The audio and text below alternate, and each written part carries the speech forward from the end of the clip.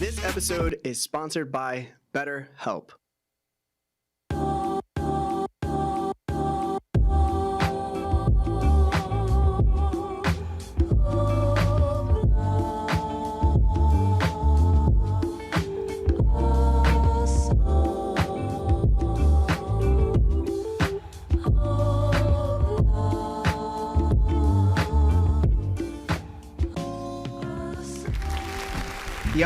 Yo, what up? I'm super bright. No reaction. All right, what's going on, everybody? How's it going? My name is Larry. Lawrence. Lino. And this is that One Piece Talk, where we talk One Piece. Today, we do not have Sebastian. I know that all of you are super happy about that. Listen, I get it. But he went to Mexico with his wifey, and he celebrated her birthday, and he wasn't going to be back in time. So, shout out to Sebastian. If you're watching, Brody, yo, hurry up and come back. We have a special chapter today, guys. We have, we're done with the One Piece break. Mm-hmm. Like, officially. Yeah. 4 weeks. 4 weeks. So, first question of the day before we get into everything else. Did you guys enjoy the break? I think it was pretty good. I was actually kind of comparing it to like the first big break he had for the post time skip, and I'm trying to think which one was longer. But I think they were the same. They're the same. I think so. From what I remember, I think they were the same. But I may be wrong. Okay. But did you enjoy it? No, yeah. Especially, and I think the chapter was worth it too, honestly. So it was a good break to me. Yeah. How about you, Law? I mean, it went by pretty quickly, but I kept thinking, there's no One Piece this. I was very mindful of it. There's no One Piece this week. But again, this chapter did come out pretty. Came out guns blazing. Yeah, it came out hot. It came out fiery. So, yeah, I enjoyed it. Like, pretty much always had One Piece in the back of my mind about it, and just thinking what Oda was going to do for the newest chapter. So, yeah, I was ready. Yeah, I enjoyed the break. I kind of wished it was kind of longer. I'm not going to lie. I felt like, I don't know. Like, I was having a good time doing, like, the little things in between the breaks. Like, we were talking about the top 30 all time. Mm-hmm. We had, Par come through and stuff like that. So it was just, like, it allowed us to be creative in a way and just talk about anything, really. Yeah. So it was a refresher. I started doing the questions today, and I was like, damn, I kind of don't like writing these questions out. Yeah, but it's been a while. Yeah. So, we're going to start out by seeing who's in chat. So since Sebastian always does it, we have Lawrence, and it's his first time. Lawrence, who's in the chat? Oh, my goodness. And what are they saying? You don't have to say what they're saying, but just who's in the chat, and just shout them out. All right. I just see a lot of people texting. Yeah, Lawrence can't read, guys. So I cannot read. And this is why I'm never on the Discord. So I'm seeing, Nerdtaku. Hey, yo, Nerdtaku. I hope those videos blow up. DX the Great. DX. Void. Goldie. Robert. Let's go. That Shonen Jump Kid. Okay. Axe Elm. Hold on. How does Sebastian do this? Who's that? Gani? Yeah, Gani. Straw Hat Poppy. Yo, Straw Hat Poppy, what's up?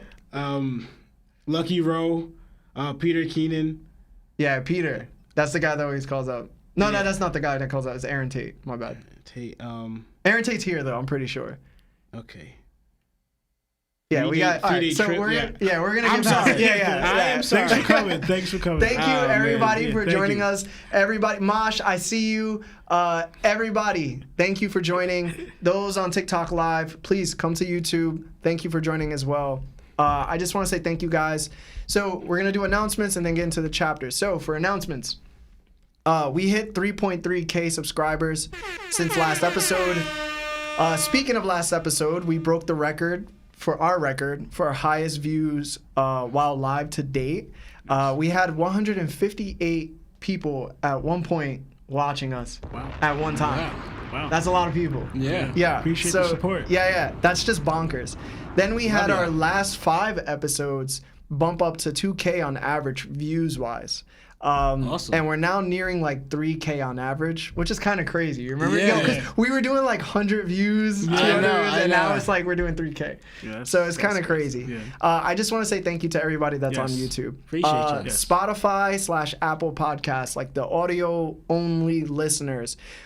we saw a huge growth as well. Our past 4 episodes have all reached above 1.1K in listens. Wow. So besides the YouTube joints, we got people that's like driving or working. They're just enjoying our content, which thank you so That's awesome. much. Cool. That's so crazy.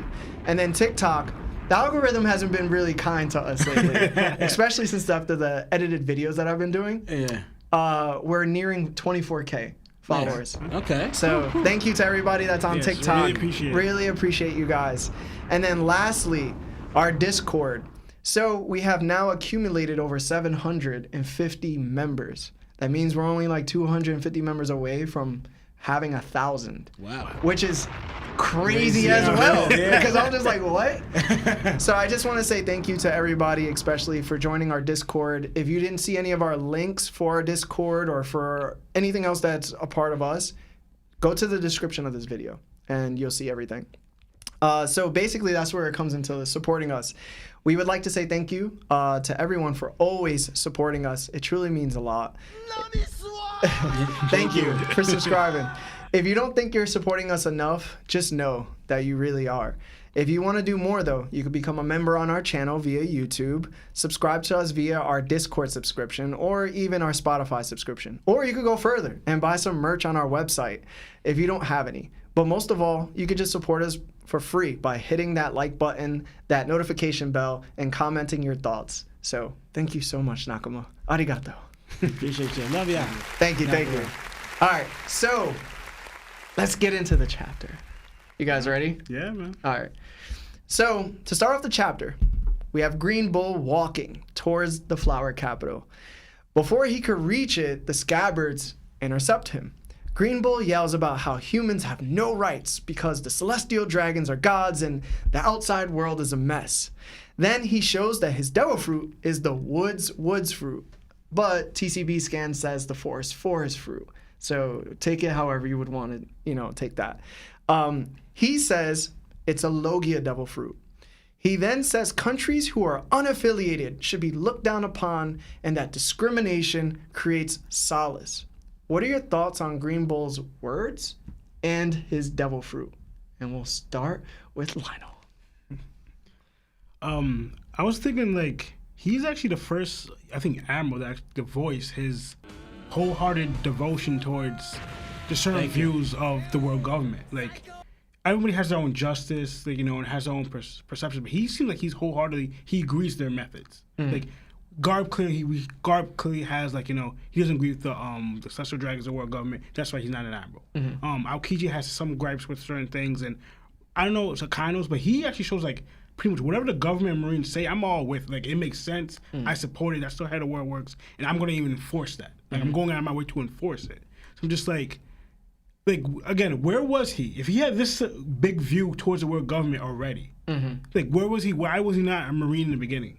Like. That's true. Like, because again, he's the only person I've seen so far out of all the animals that have that view. Like, I don't think Fujito has this view at all. And I don't think because I don't know Kazawa's view. Like, he is lazy justice. So I'm not exactly sure. Lazy justice. So like, whatever that means, but like, so I'm just like his view and how far he's willing to go. I'm like his character is like kind of like for instance, if he was a fleet admiral instead of a Akaino, I don't know which would be worse. Because he, again, I don't know what Akaino's justice is. I think it's absolute justice, I think. Yeah, so basically. But I think he still cares for somewhat civilians. I don't know what Green Bull's feel on civilians. To a degree. So, his it's kind of chaotic in a way, but it's also, again, like you said, he's kind of, in a way, a puppet towards... He's like a lapdog, a true lapdog. Exactly. Yeah. So, it's... But he's, the strongest lapdog because, again, with his ability. And honestly, I'm trying to think his ability... Is it also awakening right now? Because the fact that, when you're awakened, you turn your environment into your ability. But he's just walking and he's doing it. If that's not his awakening, he's able to do that. Just, we find some abilities, you need that to be around for me to do it. Yeah. He could do it regardless. I could just be part of nature or I could create nature myself. If that's not even awakening, then his ability kind of seems like it's already kind of on a crazy different level. Yeah. So that's my thoughts on it. Okay. Yeah, that's a different perspective I didn't hear yet. That's a good one, Lionel. What about you, Law? Thank you, guys. We'll get to it. Just give us 1 second. It's interesting with Green Ball, because I had so many thoughts about Lionel. With like, you're writing this hard for the Admirals and the Marines and everything, and this thought process that he has, and it's like, and you weren't a Marine, like you weren't grown up, raised in the world government. You just first time in the Marines, you're an Admiral, this high position already. Yet you're speaking as if you've been in the Marine all your life, or had this thought or trained in this thought all your life. You know, so it's like he's very, very pro world government, very, very pro, because not just pro Marines, because he's talking about how the celestial dragons are their gods, right? And they rule, they decide that they're superior and that everyone else is beneath them, right? And even talking about too, like he even said that since they're not affiliated, Wano's not affiliated with the world government, you guys, your lives don't matter. I can kill thousands of you and it wouldn't matter, you know? Like I'm allowed to do that. Just the fact they're not affiliated. So like showing them that they're all underneath it. And so we found out he's a Logia, which is crazy. So he's a wood Logia. Yeah, that's interesting. A wood Logia. Yeah, Logia. Yeah. So it's interesting because like I said, he's able to manipulate nature in a way. And this ability honestly is going to go pretty hard because we're already seeing what you could do with wood, like through other just imagination, or just even watching, for example, just using Naruto for a reference, right? Yeah. But also Hashirama. Yeah, Hashirama. But also he's a Logia at this point too. So he's kind of like in a way similar to like Aokiji. Because where he's ice, where he's a solid and a liquid. Because Logias are more like liquid, intangible. But wood is not intangible. Wood is very tangible. It's actually, it's firm, it's hard. Yeah. So is ice, dry ice. So it's like his ability is actually really, really strong enough that he's able to become it. So it's similar to like also what we've seen with Pika, where he's able to like go inside the stone, right? But he's able to draw it from his body. So it's a greater version of Pika mixed with Aokiji's ability. I'm talking about as in that it's a Logia, even though it's a solid. Okay. So it's pretty interesting. Like Green Ball, I don't know how he's gonna. Thank you, guys. Like he's gonna be taking on a lot. So it's interesting what he's gonna do from here. Like how they're going to be able to keep him. And did you touch upon like just what he said, right? No, we left off at there. That's all I'm asking right now. Okay. Yeah. For me, it's pretty interesting to see Green Bull be a Logia. It's weird too because I think everybody was speculating, is he the forest god that we've all been thinking, these 4 gods that were said in Skypiea, is he that? And I like to think that even though he has that devil fruit, it doesn't necessarily mean he's the forest god, just because I think that if there are to be a sun god, a moon god, a rain god, and a forest god, they're going to have importance to the story. Right now, I see Green Bull losing here and now, and he's not going to matter later on in the story. So it's a weird choice by Oda making him have this devil fruit. And then for, I guess, like the things that he was saying, he does seem like a great lapdog right now. Like I don't even think he has conquerors. I'm gonna just go out and say it. Like I don't, because he's such a follower that it just doesn't seem like it. So I wonder how he got his devil fruit ability, and I wonder why he didn't join the Marines before. So that's kind of crazy. Yeah. So I agree with you, Lionel, a lot. Before we go to the next question, Lawrence, you want to see what those super chats say? Okay. All right, so we have the first super chat from United States of Blur. He donated $2 super chat from the United States of Blur. Thank you. And he says, Larry been working construction today. Is that your high vis on? All right, so this shirt is my dad's construction company. It's called literally Larry's Maintenance and Renovations. He works in West Milford in New Jersey. So I'll put his contact information if you guys need some work done on your house. Okay. We got another $2 super chat from Peace God saying Green Ball a colonizer. Jesus, bro. That's a good one. And then the next one. And that's when we got a $5 super chat from Peter Keenan. Thank you, guys. And he says, Green Bigot is his real name. Hope he catches a blast breath from Momo. All right, let's get to that point. Good one. That's a good segue, actually. So next we see Green Bull turn into an actual forest, and the Scabbards take action against him. He then states that he would kill everyone here to reach Luffy since the law doesn't apply in Wano. Then Yamato comes out of nowhere and says, "You won't be doing a single word of that," and pummels Green Bull, causing him to smash his face against the ground. Green Bull yells out that she has tough haki. Then Green Bull asks Yamato who she is, and she replies, "I am Yamato, the son of Kaido." Then Momo appears and tries to do blast breath, the same way Kaido would, but nothing comes out. As Green Bull then hurts Momo, Momo says to Yamato that she should not interfere with this fight. What did you think of Yamato's strength and Momo's resolve to fight alone? Lawrence. Oh, so Yamato's like pretty much.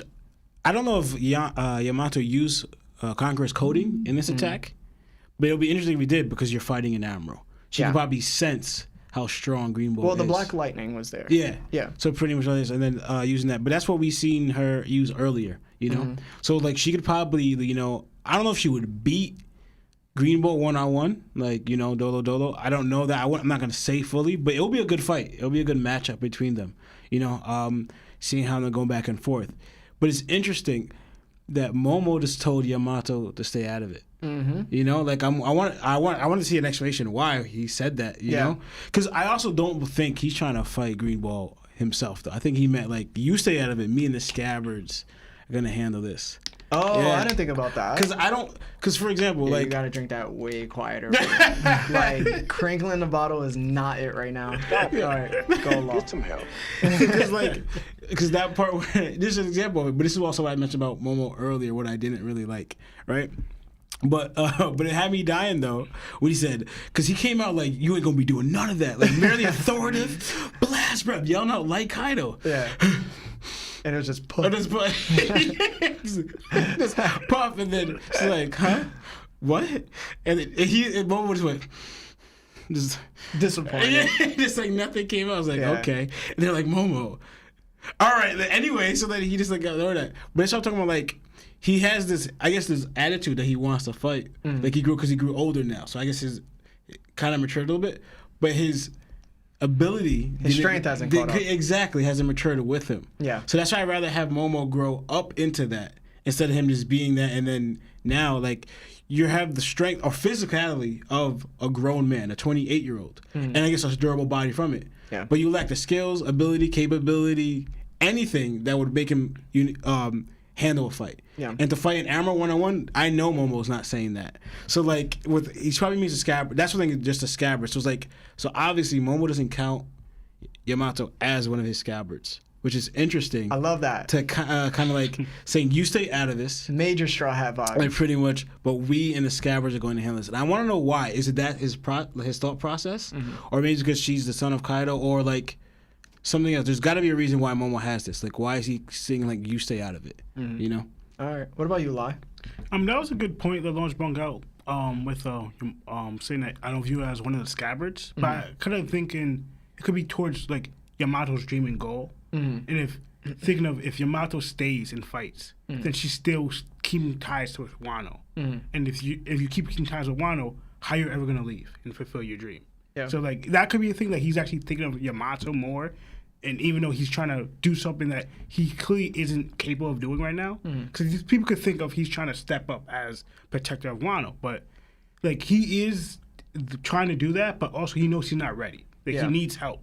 Okay. But yeah, like Lewis, he has a specific reason why he has Yamato wants to stay out, but to me, I think it's towards that. Like he probably wants Yamato to, if you want to go, pretty much don't worry, concern yourself with Wano. Like we got this. We don't need you to stay with us to help, for you to be the guardian or whatever, for a protector of Wano. We can handle it. You could just go and sail with the Straw Hats, what you promised and what you want to do. You know. But I don't know if Yamato's was cloaked with Kingdom's Edition. I couldn't really tell because it looked kind of mix of like either could be cloaking and Black Lightning, and we know those are two different things. But I gotta give it to Green Bull. He kind of ate that because he wasn't even bleeding. He did kind of. He wasn't even bleeding when he was getting hit by that. So yeah. So when I saw it, I was like, yo, why does Green Bull kind of look like King Bomb from Whole Cake Island? You remember the tree? yeah, I remember that. And I love that Green Bull, the bushes on his sides was like his sideburns. I don't know if you peeped that. Yo, it was hilarious when I saw it. Hey. What else happened? So Yamato coming through, this was the first time I was impressed with Yamato because it just proved the same thing that we've always said about her, right? Can she be a Straw Hat? And the reason was, mainly the number one reason, she's too strong. Like she breaks the monster trio. She's stronger than Sanji. But she's more comparable to Zoro than she is to Luffy, in my opinion, right? Okay. But she's damn near Zoro's level because she can use Conqueror's coding at free will. So it's like, how strong truly is Yamato? Because when she was fighting a Kaido, that Kaido was hybrid form Kaido. That Kaido was not taking... He was literally not fighting to his competition. He was actually trying to destroy her. He didn't do anybody else that way. He just did Luffy that way. And, you know... But what I'm really trying to say is that shout out to Yamato, and I felt that she might have not wanted to go with the Straw Hats anymore because she felt like she had to protect Wano, which I was like kind of afraid of because like I want her to join the Straw Hats. Yeah. So I was so happy that Momonosuke interfered and told her not to fight. Because even though we know that Momo's not going to take out Green Bull, it was the fact that it kept her away from the fight to not necessarily feel like she has to protect Wano, which Sebastian, if he was in his seat, he'd be going off right now. Yeah. So I was kind of happy with that. But yeah, let's move on. Super chats, we got a couple. Let's read those real quick. Yes. So we have a $5 super chat from Insatiable Hunger. Green Bull has to be related to Lucy. That man's a stone cold killer and is a lapdog of the Celestial Dragons. They literally say the same ish. Lucy says. Oh, so it's saying that Green Bull kind of has the dark justice. Yes, the dark justice, similar to Rob. Okay, Lucy. that makes sense. Yeah, I can kind of see that. Yo, guys, we gotta get through questions. And we have James Hudson became a Nakama. Welcome. Oh, James thank Hudson. you, James. Welcome. And we have another $5 super chat from Raymond Hess. Current animals are Yonko level. I feel like there's no way to get an introduction to have this dude get bodied. He's going to roll some people easy. So that's not happening. And you're going to be shocked. But thank you. I do say, like, pretty much, he is Admiral level. We're going to get there, bro. We're going to get there. There's more chapter to be had. All right. And we have another $3 super chat from Shady Wandy? Shandi Wandi. Shandi Wandi. Yeah. Yo, guys. Green Bull that jumped a man with a 6 foot. Going to be 6 feet under. Wait, say that again. Green Bull getting jumped, a man will be 6 feet under. Wait, what? Green Bull getting jumped, man will be 6. Oh, he will be 6 feet under. He's saying that the jumping is going to kill Green Bull. Yeah, I hope so. Admirals need to get taken out, bro. Next one. Yeah, so we have another $5 super chat from James Hudson. Welcome. Literally listening to all these episodes in the last week on Spotify. Just dropped in to say hi. Usopp takes Sanji. Load dip. All right, so what you're going to do is you're going to go back to Spotify and just listen. Just listen, all right? But thank you so much. Thank you so much. We got an Usopp fan. That's awesome. But I don't understand the Usopp and Buggy fans. Did we have another one or no? I think that was that one. Yeah. That was the last one? All right. Thank you for the super chat, guys. All right, so... Let's go to, there's 2 more questions left. And then we're going to do calls, guys. So if you're on TikTok, you don't know this, but we take calls at the end of our shows. So get ready. At a sea near Wano, we see, don't start laughing because Sebastian does this. They're funny. The chat is funny. I know. Yeah, you just got to chill out. They took a shot at me. It was funny. Yeah. Jake Lanes, thank you for becoming a member. Arigato. All right, so at a sea near Wano, we see Shanks and crew. The crew tells Shanks they want to see Luffy. He's a great pirate now. Shanks reminisces about his farewell to Odin last time he was in Wano. The crew is still being excited about seeing Luffy. Has one member that's not ready. I don't know what that meant. But anyway. Oh, no. The crew is excited about seeing Luffy, but there's one crew member that's not ready at all to see the Straw Hats. Yasopp. Mm-hmm. Yasopp doesn't think he's ready to see Usopp yet. Shanks flashes back to his time with Luffy as a kid and the time he stole the Nika fruit off that marine vessel, which we see who's who in his younger days. Shanks replies to the crew that he's not interested in seeing Luffy right now. Lucky Roo says, "Well, what about that follower of his, Bart something? He burned our flags." Shanks says he has a point. Then Shanks sits down across from Ben Beckham. Then he says, "Say Beck, I think it's time we make our move. Let's claim the One Piece." What did you guys think about Yasopp being a bigger deadbeat than Shanks and Shanks himself in this chapter? And we'll start with Lionel. I mean, I literally just laughed about what Yasopp not ready seeing. He's like, "Yo, I gotta go get the milk." Yeah, because like we all know his story. He like left Usopp while his mother was sick. So just like it never just, came back. Yeah. So just like, and now like all these years, I'm still not ready to see my son. Like, but I didn't really think that much of it. I just laughed, just like again the theme of bad fathers being in One Piece. So just like it just continues. Yeah. Jesus, guys. Thank you. Yeah, you guys, bro. Continue. And what was the second question? And what did you think about just like Shanks overall in this chapter? Like, I'm just kind of like trying to. I'm not really saying I'm confused. I'm just trying to wrap my head around like what is Shanks' goal? Because just like I never thought Shanks was genuinely interested in One Piece. Like I just thought he wasn't. And now it's showing like he's gonna claim it. So I'm thinking of like what was his goal and purpose the whole time? Because like I know the Road to Laugh Tale and other manga like like the Road to Laugh Tale talk about pretty much since the Yonkos had the Pawnee gifts, it was very difficult for others to try to get One Piece because you need the 4 road Pawnee glyphs to get them to get the One Piece, and we know that the Yonkos made a stalemate between them because like if a Yonko attacks another Yonko, the amount of damage and force on both sides makes them weak to other attacks, especially from other Yonkos or Marines. So it was a constant stalemate. Again, so I'm just trying to think like why this time? Like what made this time significant for Shanks to go, let's claim the One Piece? Like what makes it different? People could think the 2 Yonkos were taken out, so now I'm gonna go get the One Piece. Yeah, you guys, bro. So people could think like, okay, I'm not, and I know, we should all know, Shanks wasn't avoiding them. He wasn't avoiding combat as if he was scared or like say, oh, now I'm going to take advantage of the 2 road Pawnee gifts because 2 Yonkos are taken out. Like, I don't think that was Shanks' thought, but it could seem that way. Yeah. But so like, I'm trying to figure out Shanks' end game because like, again, I didn't think Shanks was interested in One Piece. Now that he is like, or he wanted waiting for Luffy. Yeah. It could be that as well. So okay. What about you, Law? So I don't really have much about the Yasopp and Usopp thing. It's just like, to me, it's like, how are you still not ready? Like, yeah, bro. It's been what, like 19 years? Nah, Usopp I think is, how old is Usopp? He's 19. Age is Luffy, yeah. Yeah. But I don't know if he's been going on since birth or whatever. No, when that's a good question. I actually don't remember when he left. When he left. Either way, it's like it's been more than 10 years. This at the very least, it's like been like 12. Yasopp came back for like 5 seconds. I came here to see my son. No, to pick up my son, and he just, all right, see him next week. Pick him up again.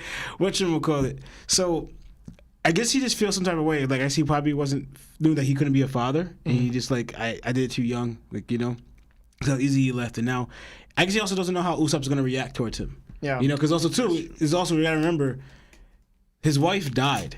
Yeah. Usopp's mother died, and he still wasn't there. Usopp would gain my respect if he just punches Yasopp in the face. He would deserve it. So it's like up. Maybe Yasopp. And it's the first time we ever see armament hockey from him. And Yasopp probably has that in his mind, thinking, "Yo, how could I see him? Yo. How could I see him? Yeah, with that knowledge." So anyway, back to the real stuff with because Yasopp, come on, get your stuff together. Yeah. Shanks though. Mm-hmm. Right, and because he has a point, like, because obviously even though he said he has no interest in seeing Luffy, he wants to see Luffy. Yeah. But he's also trying to honor what was promised to him. But also he has other pressing matters too. Like, he wants to make it worthwhile. He's not trying to make this a casual thing. Yeah. Right? Because Sebastian kept saying before, thank you. Sebastian kept saying before, back in the Marineford War, that Shanks should have went to go see Luffy. How is he not a great pirate now? I was like, to what standard, Sebastian? Yeah. And then because his crew was like, yo, let's go see Luffy. And he was like, nah, we have a promise to keep. Even now, he's a Yonko like you. And Shanks is like, nah. Kind of like he's a great pirate. Who said great pirate? Was it Shanks? He's a great pirate yet? Or That was Lucky Row. Lucky Row, yeah, they keep saying that, but Shanks is still like, in a way, not yet. Thank you. But Thanks this for joining. sorry, I want to continue that. Like, Shanks did say to Luffy, I mean, when he saw his Wano poster, I'm gonna guess I'm be seeing you soon. But still, it's still not soon enough for Shanks. Yeah, but also too, yeah. Welcome. But also too, I always add this too. I mean, I doubt it's gonna be then, but when Luffy said when Shanks says return us to me, it was after Luffy said Pirate King. Right? Then he says, then you're gonna beat us out. I think somebody just gifted 20 gifted subs. Okay. All right, so keep going. Yeah. It's gonna go off a little bit. Pretty much, right? He said when he said I'm gonna become Pirate King, you're gonna beat us out, eh? Right? That would say it showed that he was going to be Pirate King, right? Because you're gonna beat us out when Luffy said that. Then he said, return us to me when you become a great pirate. So you could say that their meeting is actually supposed to be when Luffy becomes Pirate King. In a way, so it could be that's what Shanks is leading to. I'm not gonna fully say that. You could believe that. Yeah. This is just hyping Shanks even more, though. Yeah. So right. So then, but also that attitude, because then and I thought it was more like Shanks saying, "I have more pressing matters to go see" than Luffy, because someone's out here attacking my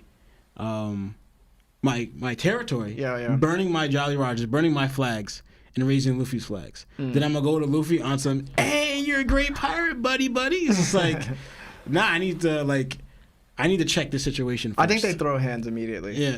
Shanks and Luffy. Yeah.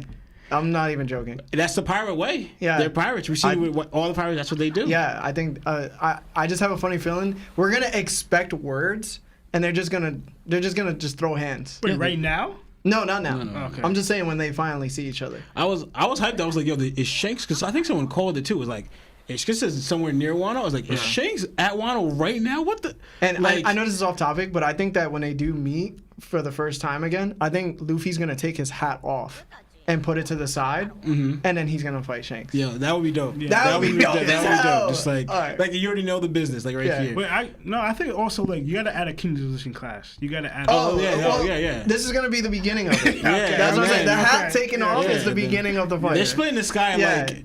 Just not even clashing with it, they just looking at each other. They're gonna split. They're gonna pass gas at the same time. The skies are just gonna. But also, all right. And one more thing. Keep going. One more thing. So we can move on. Romp out.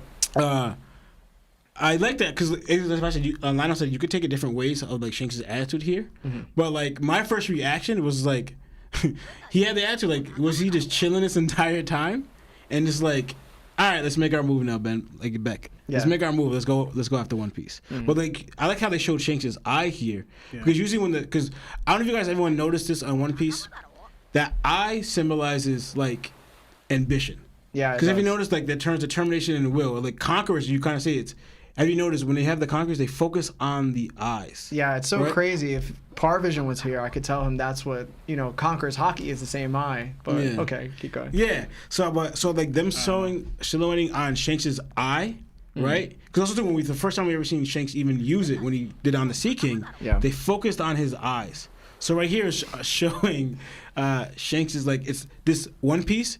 I'm thinking it's tied to his will. It's tied to his ambition. Yeah. It's tied to his conqueror's Yonko status. So I think Oda did that on purpose, showing that no, this is a serious goal for him. Yeah. That he's going to go after, and that Luffy's going to have to contend, or Blackbeard's going to have to contend, or whoever wants that seat at Pirate King is going to have to really contend with Shanks. Thank you. Thank you. Yeah. Much love. But yeah, what do you think, Larry? All right. So. Unfortunately, I have to skip my part because there's so much going on. So can you go to the super chat, Marv? While you're looking for that super chat, who sent the Jake Lanes?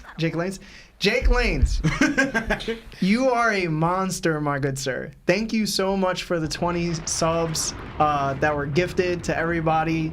Whoever got those. You're pretty lucky. So everybody, please give huge W's in the chat for Jake, please, if you can. Just throw W's in the chat. Thank you, Jake, again. That was a lot. TCV? No way. Is that TCV scans? Impossible. What? Nah, no way. All right, keep going. The super chats. Yeah. All right. So I'm not gonna lie. I'm overwhelmed right now. All right, hold on.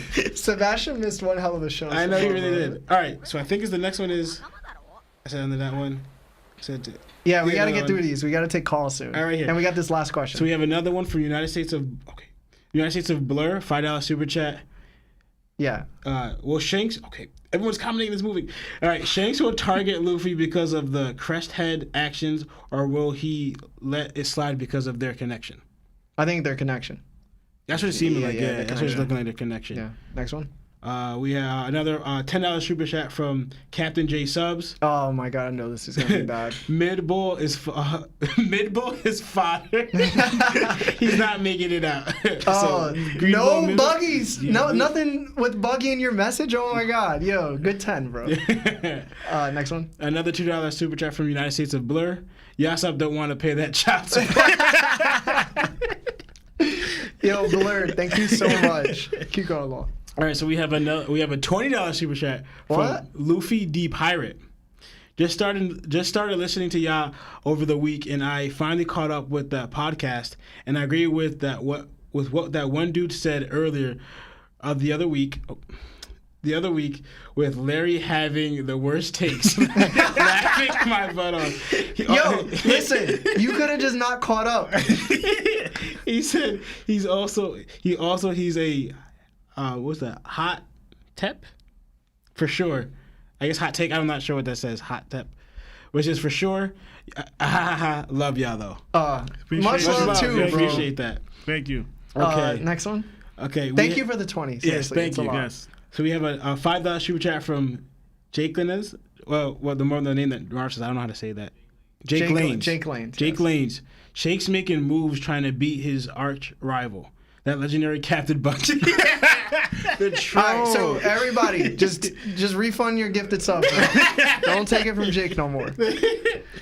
Okay, and we have Jake Lane's gifted 20 that One Piece Talk membership. Right, and then we have a Celestial Donkey, $20 super chat. Oh, Celestial Donkey. Yo, bro, thank you. Only reason Shanks be going for the One Piece is to cause Buggy making. They're really going with this rivalry between Buggy and Shanks. It's terrible, bro. Because it's funny though. It's Oda's fault. But they had in a way like a Sanji Zoro back in the Gold Rock. They're always arguing, always pretty much. All right. So then, thank you. Celestial. So all right. So I see a $2 super chat from TCB. Yes. Shanks hype. All right. So I don't know if that's TCB scans. The ones. That's TCB. Oh, Par said it was. All right. Really? So TCB scans are the guys that translate the chapters for us early. Yeah. They just donate. Wow, thank awesome. you. Wow. Thank you so much. Thanks for being awesome for being Huge fan. Yeah. Huge fan. Shout out to Par too, man, for clarifying that. And thank you so much. Thank you. And I guess I don't know if y'all the TCB scans is Shanks fans because they said Shanks hype. Yeah, they got Shanks hype up. Listen, bro, they Shanks hype translate up. chapters, man. They gotta be fans. I wouldn't do it if I was a fan. If I wasn't a fan. I'm like, Okay. and then anything else? Yeah, so we have another $5 super chat from, how do you say his name, Marv? What's this? Ghoulish? All right. Oh. All right. I'm sorry. I can't read. So, Yeah. Okay, I'm sorry. So I can read. So Ghoulish. what would disappoint y'all that One Piece being, they already said it is going to be a friendship or something? The only thing I want the One Piece to be is open-ended. I think that anything open-ended leaves it for interpretation, and it makes it that much grander, but it also adds like this huge sort of mystery, grandiose type of feeling. The same way like everybody hates Dragon Ball GT. Okay. But the one thing that Dragon Ball GT got right at the end was like what happened? Like it left it so open-ended that like people theorized it for the years to come. So I think if the One Piece is like that, it would be wild. How many? Again? Oh wow. All right. Go. All right. Anybody else? Yeah, so we have Peanut Keen, member for 2 months. Thank you. And we have another super chat. Thank you so much, love. Peter Keenan. Thank you. Hey. Okay. United States of Blur texted another $2 super chat and said just need a 3X, 4X shirt. 3X, 4X shirt? Yeah. Okay. I'm still working on it, man. I'm still trying to get it. The warehouse isn't being too kind to me. Okay. All right, so we had another 20 subs, you said? Yeah, another 20 Who is it from? Jake Lades. Jake, what are you doing? Jake Lades. Jake, you need to chill out. All right, everybody. Appreciate Jake the love. just did another 20 gifted subs. If you're a member, please throw another W inside the chat for Jake. Jake, thank you so much. All right, I know there's going to be super chats. I know there's going to be more. But we have to get through this last question. Guys, we got to be super fast. Okay. We only got 6 to 7 minutes. Okay. Marv will just forget the sponsor for now on this episode because it's too much. All right. We head back to the Navy HQ. There's a conversation being had by Akainu Kizaru and the Director of Investigations, Kuruma. It's finally revealed that Nefertari Cobra was murdered by Sabo of the Revolutionary Army during the Reverie. There was a battle that took place at the Reverie, and the Revs destroyed the hoof of the Celestial Dragons in a declaration of war. Admirals Fuji, Tora, and Green Bull went into battle and lost. The Revs freed Kuma and they escaped. Kuruma hinted that the admirals probably couldn't go all out and held back. Akainu thinks that's an excuse. Then it's mentioned that Vivi's missing. There was also a murder attempt on St. Charles's life, but St. Mio's guard let the attacker escape.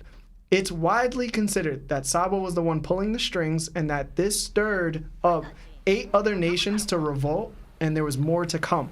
The world is worshipping Sabo like a god, nicknaming him the Flame Emperor. It's said now he has more influence than Dragon himself. Dragon taking another L. Akainu says he'll drive each and every one of them back into the depths of the sea. There was a lot of information to digest. What do you guys think of all this? Lionel. Yeah, it's a lot. I'm glad Sabo's still alive. All right, like I know a lot of people thought that, but that was great. Yeah. Like I'm really happy with that. I'm really having mixed feelings because I'm thinking of. I don't know if the Revolution thought Cobra was a bad person. If you thought King Riku was, because like King Riku, I think they went to Dressrosa and realized King Riku wasn't a bad king, so they didn't like to destroy that kingdom. And I got the same thing would be Cobra. So part of me thinks Cobra is maybe possibly alive and they maybe faked his death. Vivi missing, maybe she went with her father or Sabo somewhere. But that's my take on it. Yeah, I know I'm gonna leave it at that. Okay, Law. Yo, honestly, is because I like because I went back and it's actually chapter 956 when we first got it was titled Big News. When we first got the news of what happened to Sabo, that we were all guessing what happened. Did he get caught? What did he do? Right? And the first thing it says, what does this mean? Right? So what does this mean, right? Because it kind of looks like apparently we see everyone's reaction because it wasn't necessarily the revolutionaries. We saw Mako's reaction, the bandit that raised Sabo, Luffy, and Ace with Garp. So it's like in a way it's making it seem like Sabo went dark, you know, or Dragon said like we got to find out the truth behind this because it makes it seem like he may have betrayed the Marines by doing this act of killing Cobra. Even though, yes, he's in a way from that line of family that of the 20 kingdoms that became Celestial Dragons, but that family chose not to go up, started to stay on Earth. But I guess in a way they're still part of that Celestial Dragon line, that 20 kingdom line. Yeah. So I want to know why would Sabo want to kill this one? You know, in a way he's kind of like a Celestial Dragon, but even the Celestial Dragons, like the girls even said it, they marked that family as traitors. Yeah. You know? So what would be your goal in killing Cobra? And Vivi's missing. Did you kill Cobra, kidnap Vivi, or did Vivi run away because her father died? Yeah. So it's like that's very, very interesting. I also thought it's not really like Sabo to do that, but maybe I don't know his game plan, but what if he faked Cobra's death? Yeah. You know? And then took Vivi and they're planning something for the revolutionary, you know? Yeah. There's so much going on here. Oda threw us a wild one with this one because I was not expecting this at all. Yeah. You know, but it makes sense, like, their reaction. Because why, like, say, no, so Sabo, because, like, right now, it's like you just betrayed the revolutionaries and now Dragon's left with what to do here. He doesn't know what to do in the situation. Yeah. Because he has the elites with him. I just bring up one thing. I think actually somebody might call also Cobra's death, too. I don't know, but I think somebody did call that, too. So shout out to whoever posse called it. I think everybody called it. Yeah. So for me, I would say this. I wonder if one of the 8 kings that returned and decided to revolt happens to be that one king that was introduced as King Taco of the Undead Kingdom. He was shown to... He said something about, like, he'd rather die standing than on his knees kneeling. or something like that. It was chapter 905, page 7. Then, listen, the admirals, even though they held back, CP0 was there with Lucci, Kaku, Garp was there too. There was a lot of heavy hitters. Well, Garp left. Oh, he was down by the red port. Yeah. But Yeah. he was still there. Yeah, but They still had to escape. Hold on. He was still there. And then I do want to mention something that's kind of crazy, because I was writing a book at one time, and I'll be really short about this. And I was doing something around crows. And I started to think, like, how can Sabo have gotten away with this? Like, how can the Revs just be Lindbergh, Morley, Bello Betty, and Karasu? And I was like, I think the reason they got away was because of Karasu. I think Karasu might actually be a Hito Hito no Mi, mythical Zoan type Morrigan.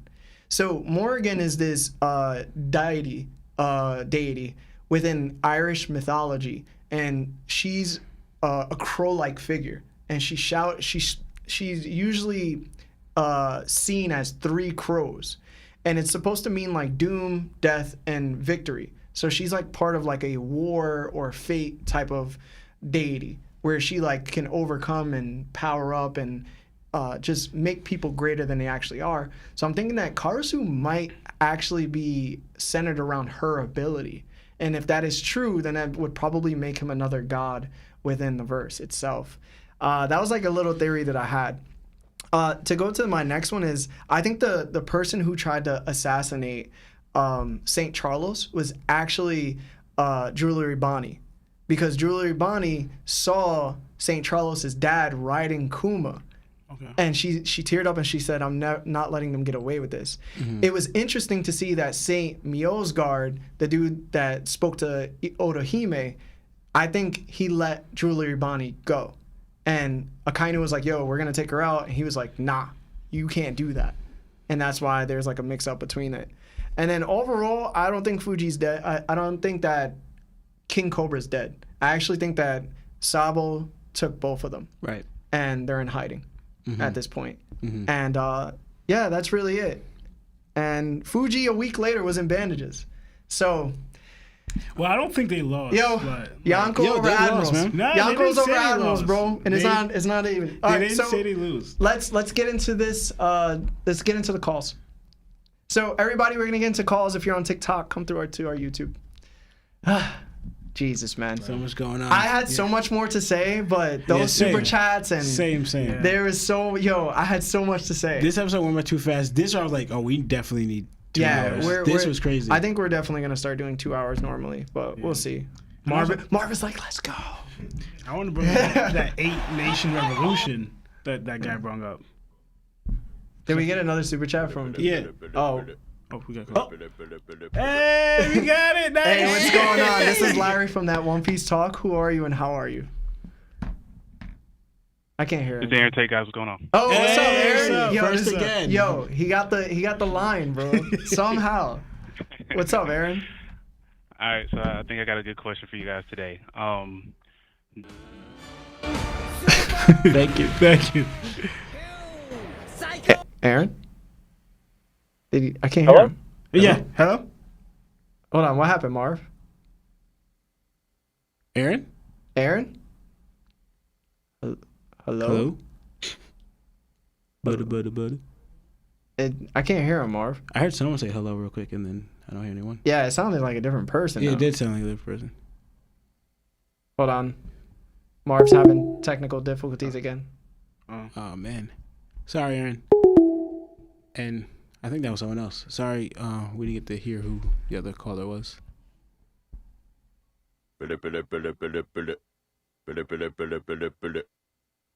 Hey, what's going on? This is Larry from that One Piece Talk. Who are you and how are you?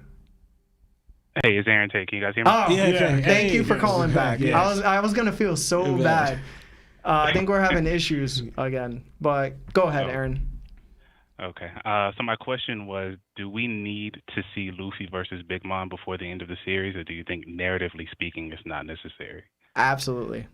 100%. Because their beef was before Kaido. And, like, she said that she was going to end him. And if she just loses to Kid-in-Law, meanwhile, while she's falling down, she's like, don't think that this can kill me, and then it kills her. That's just bad writing. But go ahead, guys. I will say, 'cause like you said, it started the first in a way because before I guess you could say Blackbeard. Bro, Fishman Island, bro. No, that's what I'm trying to Luffy bring said, up. "I'm taking you out." That's what and I'm she saying said, "I try it." Because this will be the first and only person that Luffy like promised, I'm going to kick your butt, that he didn't, you know? Yeah. And he's like the first enemy or the person Yonko that Yuki targeted was Big Mom. Yeah. So how was that? It wasn't her opponent. So but I don't honestly. That's what we could have got or should have got. But I honestly don't think we're gonna get it though. Why?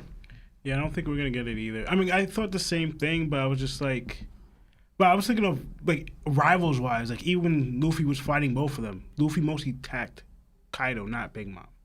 That was Luffy's mostly focus, was beating Kaido. And I guess because Luffy actually lost to Kaido, he didn't lose to Big Mom. So just like, and I think Luffy probably thought Kaido was more of an enemy than Big Mom was. So like, so I think that's probably Big Mom with Luffy's kind of like settled because like Luffy fought his person and he technically won. He won, but he didn't win because he had help, and it was like now 1-on-1. But like, and he's also like only 19, and Kaido's like this. So like, I think the Big Mom and Luffy thing got settled mostly because like even like Luffy, we don't know, is Luffy really gonna make Fishman Island his territory? That has not happened yet either. So what about you, Aaron? What do you think?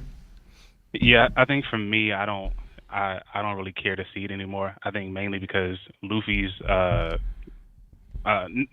main reason for challenging Big Mom was because he thought that he had to challenge or beat all of the Yonko in order to become Pirate King, right? But now he's a Yonko and Big Mom isn't anymore, so that kind of eliminates that reason to challenge her.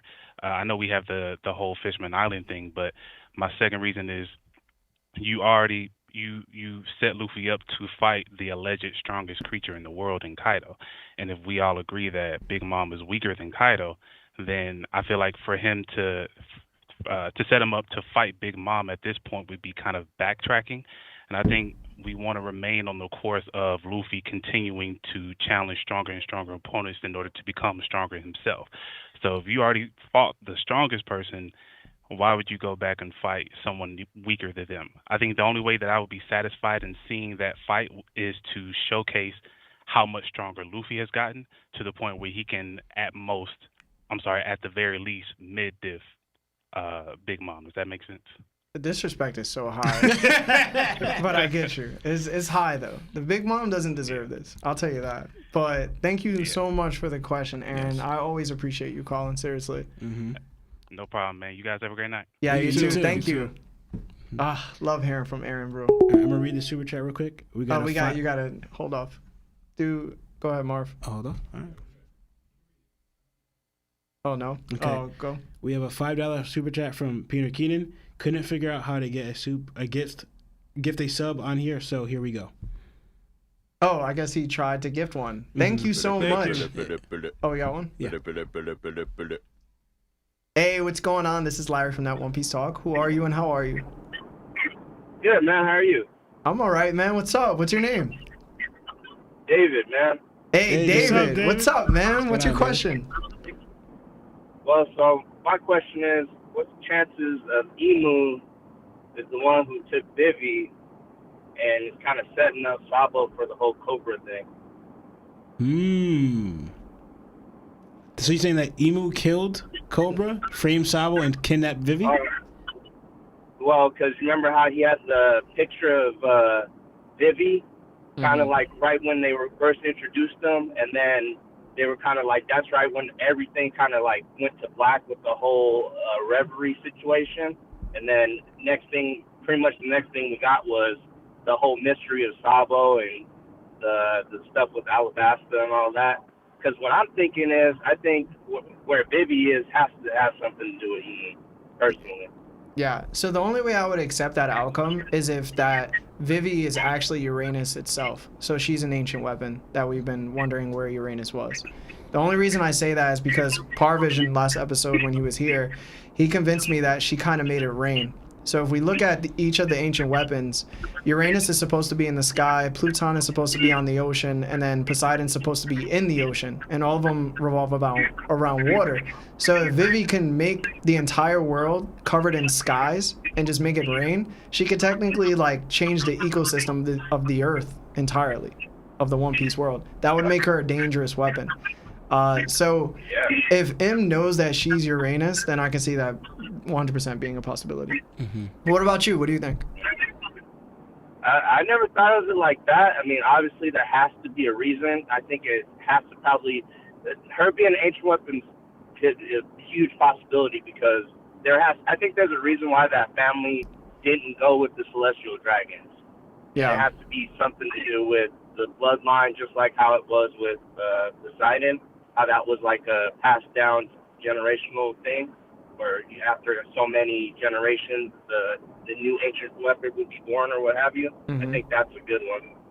Yeah, so it depends, man. I think that's yours is more of a possibility for sure than others. So, yeah. You got me thinking, because now I'm thinking like when we saw Emo, he stabbed Vivi's, right? He stabbed Vivi's wanted poster, or was it Luffy's? He stabbed Luffy's or Vivi's? He cut up Blackbeard's, kept Vivi's, and stabbed Luffy's, I believe. From what I saw. I gotta go back. I think it was. I want to say it was either Luffy's or Vivi's. One of the two. Because it was a couple chapters ago. What if he's trying to marry Vivi? I was thinking, what if he actually did try to kill Vivi and Cobra saved his daughter and Vivi just ran away? Maybe. Yeah, because no one knows what Sabo is, right? Yeah. It's like Sabo's missing Sabo's too. kind of MIA. Actually, no. And it's just. Yeah, Sabo's missing. But then I'm trying to think the whole revolution. Usually would have to be missing too. Like all the four captains that were with Sabo would have to be missing because they all fought together against the Yeah, they're missing as well. But I'm talking about the big revolution that Sabo created right now. Like that everybody's like, worshiping Sabo. I don't get what you're saying. What are you trying to say? I'm saying like they have pictures of Sabo and they even know that Luffy No, Sabo. those are just pictures of Sabo. Yeah, but I'm trying to think. It could be his wanted poster for all we know. We haven't seen his wanted poster. But I'm thinking because they have to know who Sabo is. Like, because the revolutions were a secret. Not many people knew of them like that. Yeah. So, but now Sabo comes this big thing. People have to know who Sabo really is. So he had to do something significant for people to know who Sabo is. Like, he's even getting more rise than Dragon. Yeah. And I'm thinking, plus when the revolution what happened, has Dragon actually done? I'm just saying. I'm saying my point is like a lot of time elapsed from the moment that War and Reverie to now. You get me? Like days and weeks and maybe months passed since then. So you think that Sabo's just visiting different islands, not being shown, but just being this guy? I don't think so. My point, I don't think Sabo's missing. I think Sabo's been doing something, or he did something that made a world impact, and that's why he's known. And they're just talking about the Reverie because it's still relevant. But Vivi's missing, but Sabo's not. I think realistically, what it comes down to is killing a celestial dragon. That's what is being shown. That it's possible to do so. Yeah. So the kingdoms are revolting. Because what makes the world government is the 171 kingdoms that they have under their belt. That's what makes the world government. And they chose 50 to come to the Reverie. Like 50 heads to come to the Reverie. So out of those 50, I don't think the 20 celestial dragons that were the originals are there. They're just there already in Marie Joa. You know what I'm saying? So like, they're like, yo, we got more numbers than they do. Like, let's revolt. You also know what we never talked about too? What? The king's vote. Because all 50 kings voted on something. So what happened was Fujitora sent King Cobra a letter, and then King Riku was invited to it as well. And Fujitora spoke to them about abolishing the warlord system.